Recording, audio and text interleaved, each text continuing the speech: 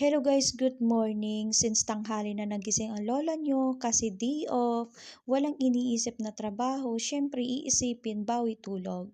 So kukuha lang tayo nito guys ng 2 pirasong parata. Isitukok na siya guys, ipapry na lang natin. Kukuha lang tayo nito ng 2 piraso. Okay na, busog na ng budiga natin nito guys. Ako pala, hindi pala natin. Ano ba yan guys? Sobrang gutom na talaga at hindi lang nagtatapos sa parata. Samahan natin ng itlog 2 piraso. At side up natin ng hilaw. Yun, ito na yung parata. Ipiprito na natin guys.